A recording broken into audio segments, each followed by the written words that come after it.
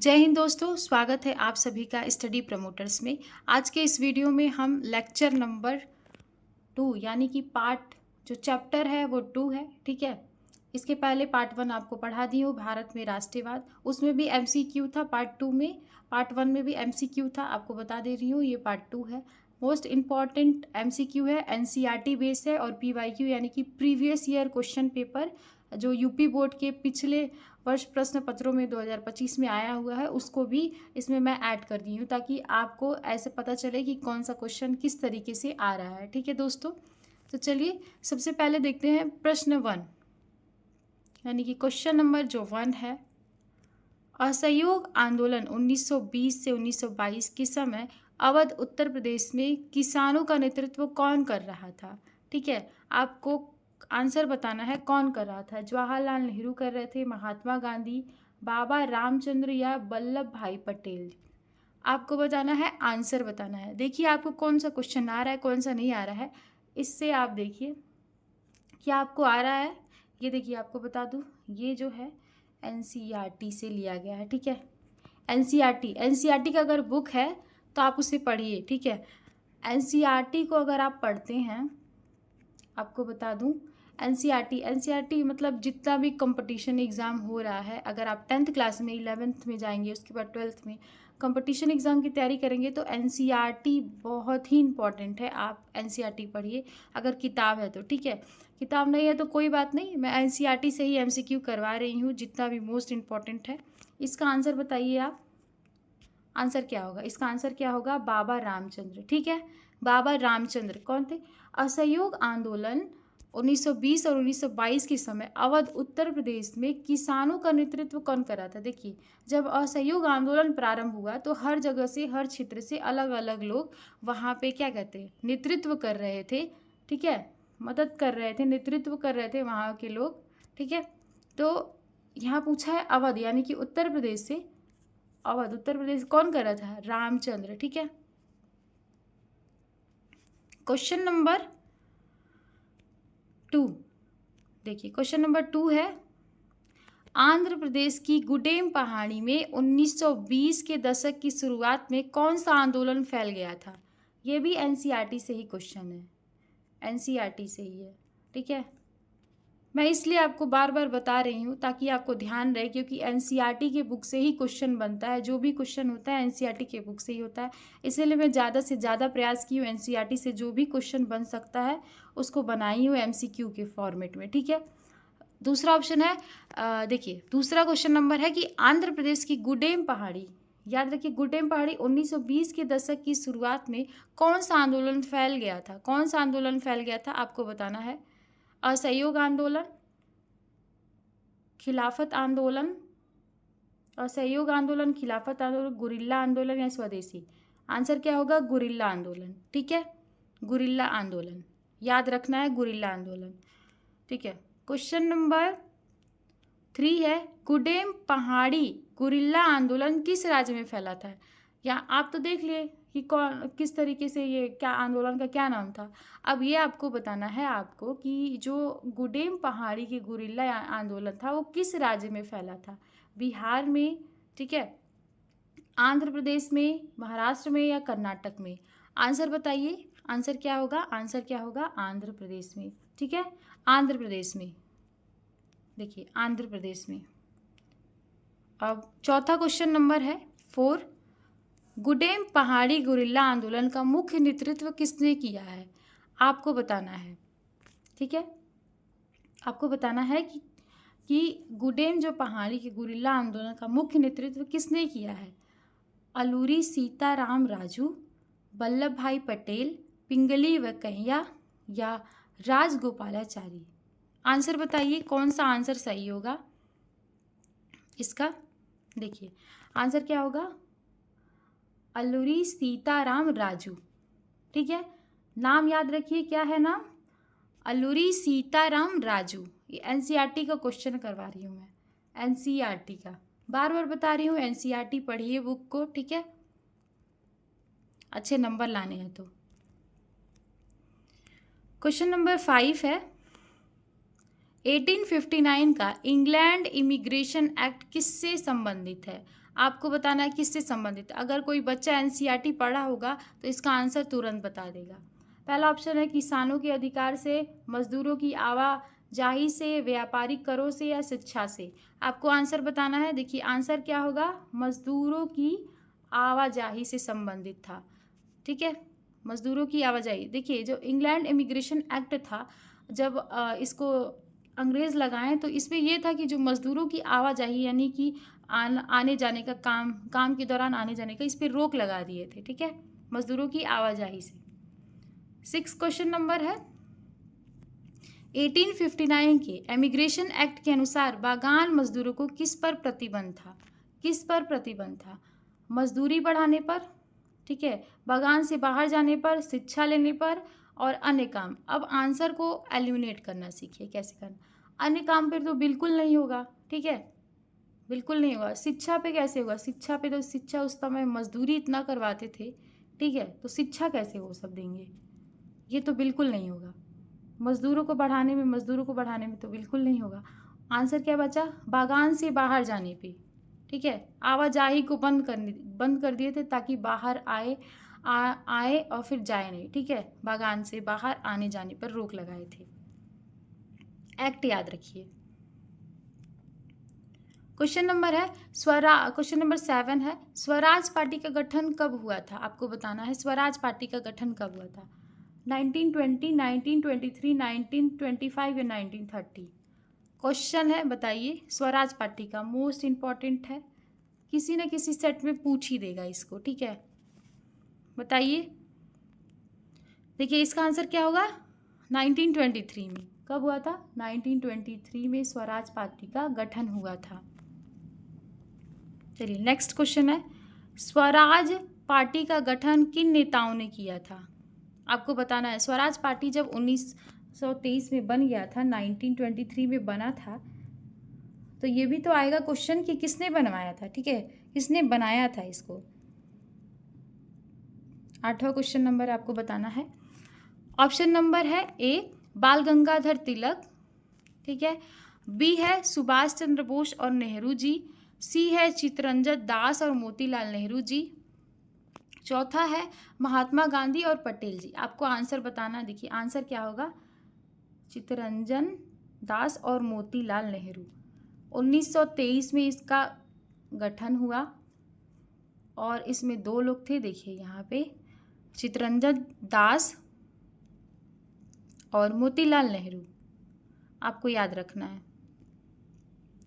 Swaraj party की स्थापना का मुख्य उद्देश्य क्या था? क्वेश्चन नंबर 8 है कि जो स्वराज पार्टी का गठन हुआ था, क्यों हुआ था? आपके मन में ये सवाल हो रहा था, क्यों हुआ था?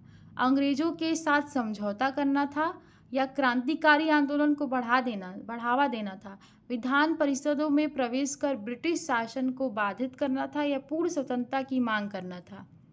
तो आंसर क्या होगा, विधान परिषदों में प्रवेश कर ब्रिटिश शासन को बाधित करना, यानी जो अंग्रेज अत्याचार कर रहे थे उस समय, ये इसके लिए बना था। 1923 में स्वराज पार्टी की स्थापना हुई थी। 2 लोगों ने किया था, चित्तरंजन दास, मोतीलाल नेहरू जी ने किया था। और क्यों किया था, क्यों गठन हुआ था इसका? विधान परिषदों में प्रवेश कर ब्रिटिश शासन को बाधित करना, यानी कि उनके काम को रोकना, क्योंकि वो इतना अत्याचार कर चुके थे। ठीक है, बाधित करना उनके काम को। ब्रिटिश यानी अगर आपको ब्रिटिश शासन नहीं समझ में आ रहा है, सीधे सीधे समझिए अंग्रेज, जो अंग्रेज थे उस समय के। ठीक है,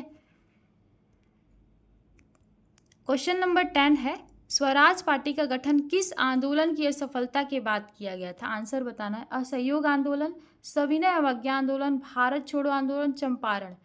आंसर देखिए कैसे आंसर को चूज करना है। आपको पार्ट 1 वीडियो में मैं बताई थी चंपारण आंदोलन कब हुआ था। जब महात्मा गांधी 1915 में अफ्रीका से भारत आए थे, तो उसके बाद उनका पहला सत्याग्रह क्या था? 1917 में चंपारण सत्याग्रह था। याद कीजिए, आपको बताई हूँ चंपारण। ठीक है, भारत छोड़ो आंदोलन कैसे होगा? भारत छोड़ो आंदोलन 1942 में हुआ था, याद रखिए। सविनय अवज्ञा आंदोलन या असहयोग आंदोलन, इन्हीं दोनों में से आपको बताना है।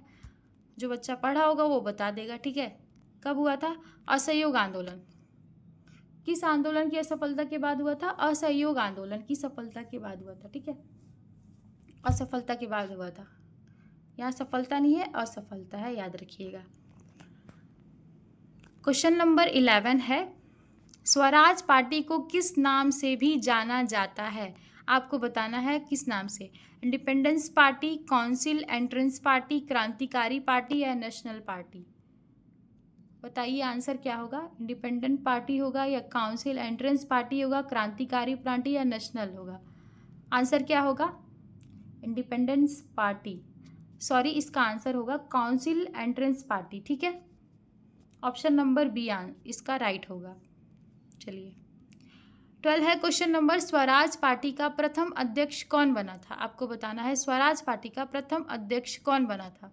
मोतीलाल नेहरू, चित्तरंजन दास, सुभाष चंद्र बोस, सरोजिनी नायडू? आपको आंसर बताना है कौन बना था, प्रथम अध्यक्ष कौन बना था, इसका आपको बताना है। देखिए ऑप्शन क्या होगा, राइट आंसर क्या होगा,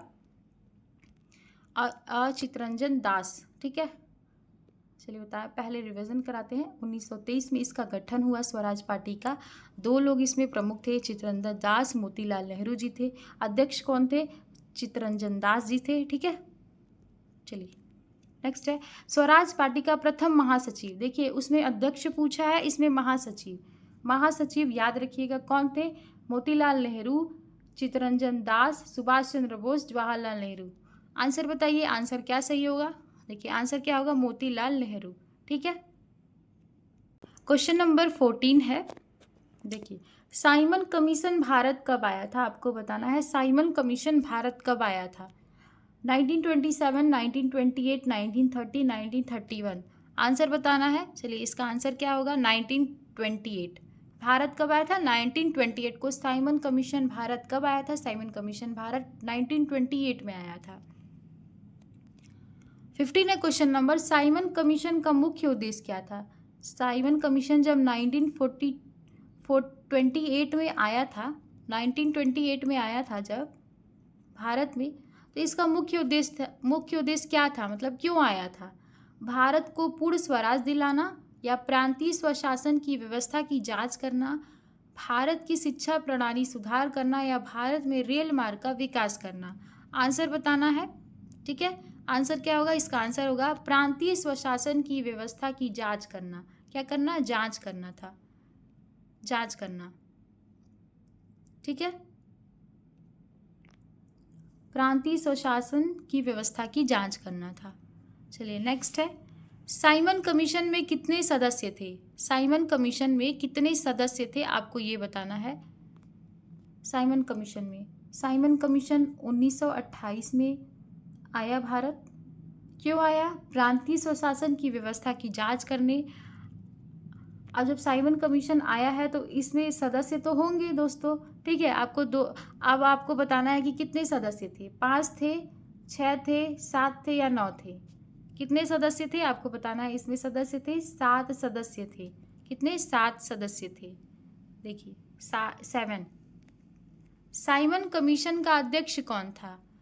अब देखिए अगर सदस्य बना है तो उसका मेन हेड भी होगा, यानी कि अध्यक्ष भी होंगे। तो अध्यक्ष कौन था उसका, आपको ये आंसर बताना है। अध्यक्ष कौन था?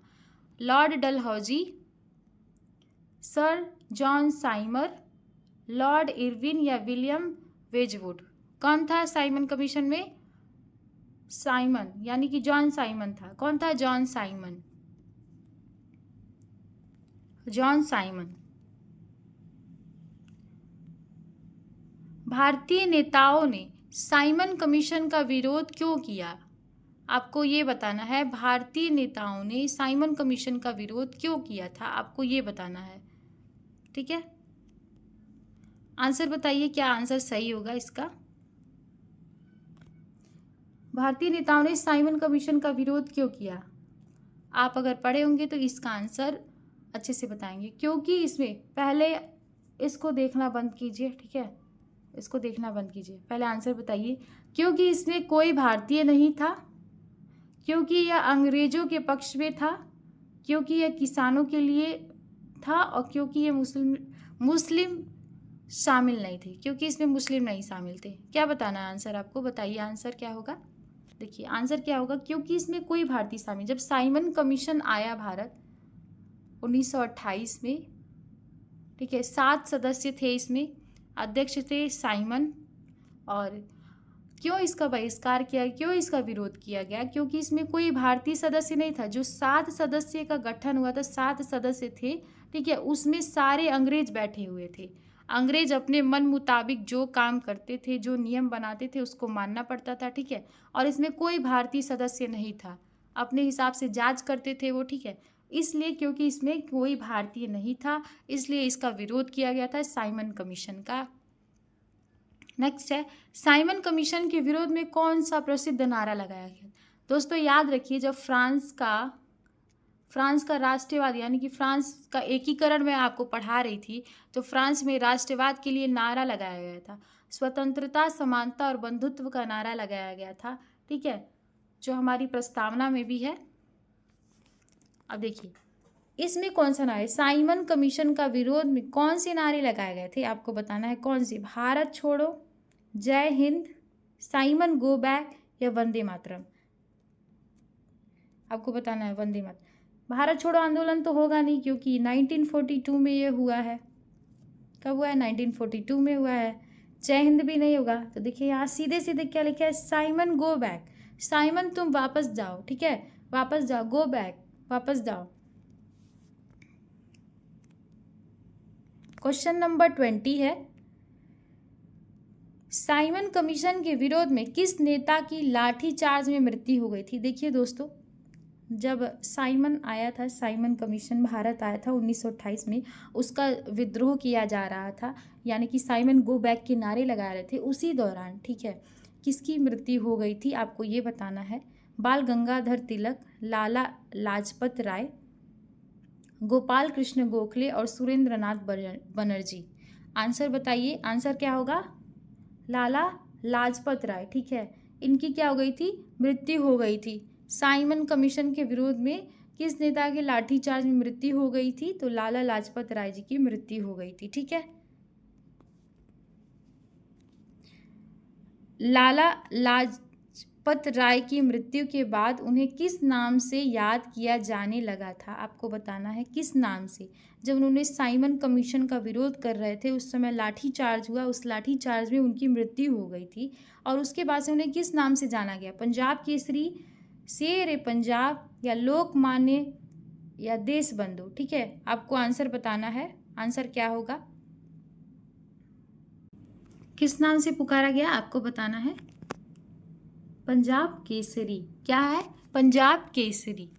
नेक्स्ट है क्वेश्चन नंबर 22, साइमन कमीशन के विरोध का सबसे बड़ा असर क्या हुआ था। आपको बताना है कि जो साइमन कमीशन का विरोध हो रहा था, सबसे बड़ा असर क्या हुआ था। भारतीयों ने असहयोग आंदोलन शुरू किया, नेहरू रिपोर्ट तैयार की गई, क्रांतिकारियों ने ब्रिटिश सरकार का समर्थन किया, और मुस्लिम लीग समाप्त हो गई।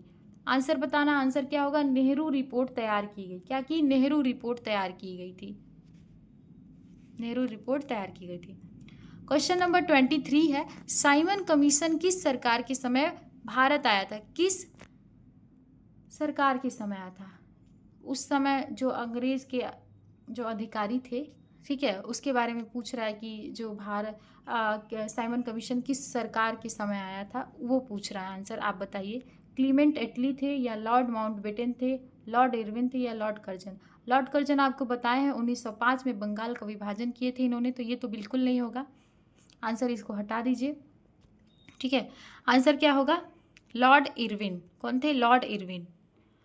क्वेश्चन नंबर 24 है, दिसंबर 1929 में कांग्रेस का अधिवेशन कहाँ हुआ था जिसमें पूर्ण स्वराज की मांग की गई थी। देखिए एनसीईआरटी का ये क्वेश्चन है, पैराग्राफ देखिएगा, पेज नंबर तो मुझे एग्जैक्ट नहीं याद है, ठीक है दोस्तों, आप एनसीईआरटी खोलिएगा जहाँ से सविनय अवज्ञा आंदोलन प्रारंभ हुआ है, उसके दूसरे वाले पेज पे, टॉप पेज पे ये दिया है, वहाँ से क्वेश्चन मैं उठाई हूँ, ठीक। देखिए 24 है, दिसंबर 1929 में कांग्रेस का अधिवेशन कहाँ हुआ था जिसमें पूर्ण स्वराज की मांग की गई थी, कराची, लाहौर, मुंबई या नागपुर। आंसर बताइए क्या होगा, आंसर क्या होगा, लाहौर, ठीक है। नेक्स्ट है 25, दिसंबर 1929 के लाहौर अधिवेशन की अध्यक्षता किसने की थी। आंसर बताइए किसने की थी, महात्मा गांधी, बाल गंगाधर तिलक, जवाहरलाल नेहरू, सुभाष चंद्र बोस। आंसर बताइए क्या होगा, आंसर क्या होगा, जवाहरलाल नेहरू जी। ठीक ठीक, जवाहरलाल नेहरू जी। लाहौर अधिवेशन में तय किया गया 26 जनवरी 1930 को किस रूप में मनाया जाएगा। उस समय जो जवाहरलाल नेहरू जब वहाँ पे इकट्ठा हुए थे तो वो क्या बोले, 26 जनवरी 1930 को क्या मनाया जाएगा उस समय, गणतंत्र दिवस, स्वतंत्रता दिवस, शहीद दिवस या पूर्ण स्वराज दिवस। ठीक है, तो आंसर क्या होगा, इसका आंसर क्या होगा, स्वतंत्रता दिवस। ठीक है, स्वतंत्रता दिवस। नेक्स्ट क्वेश्चन है, कांग्रेस के लाहौर अधिवेशन में किस प्रकार की स्वराज की मांग की गई थी। आपको ये बताना है किस प्रकार के स्वराज की मांग की गई थी। डोमिनियन स्टेट, पूर्ण स्वराज, संघीय शासन या प्रांतीय स्वशासन।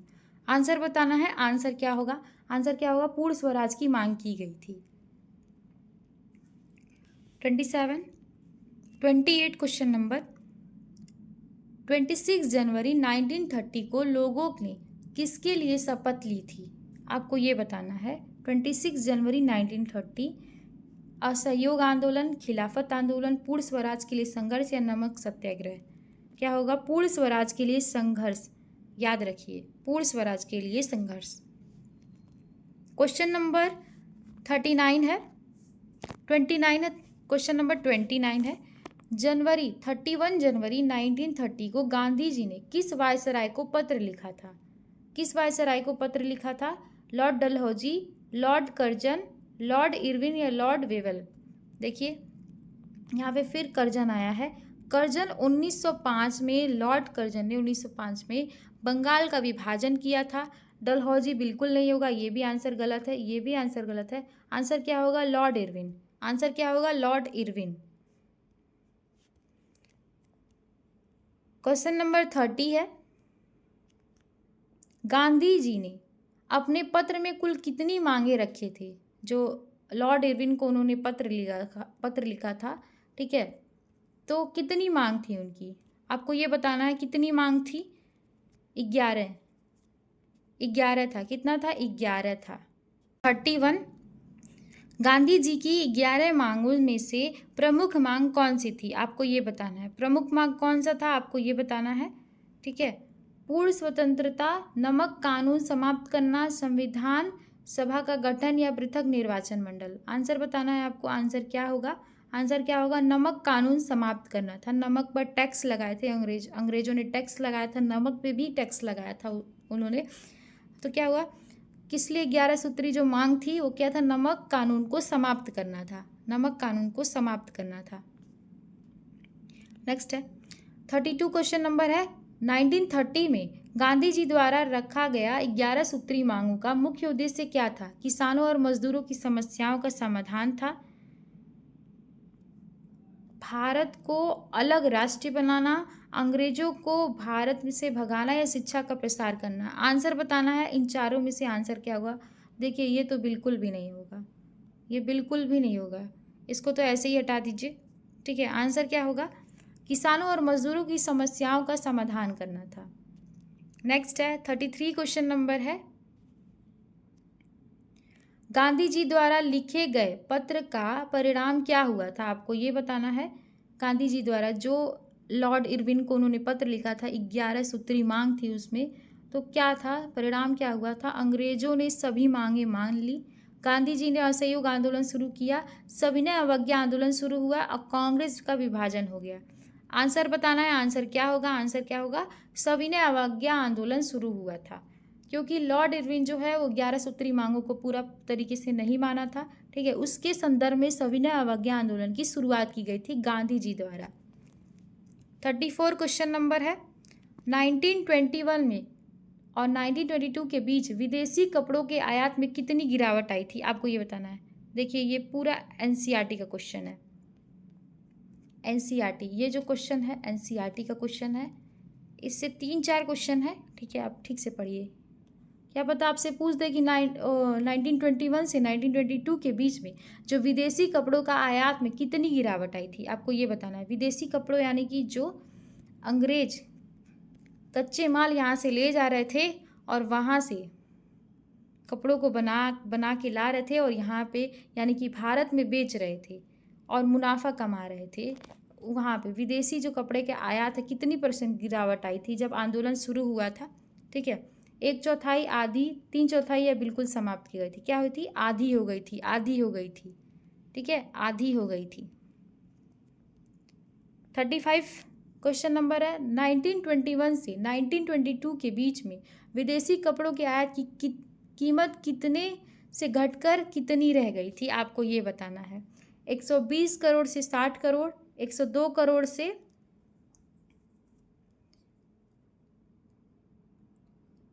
57 करोड़,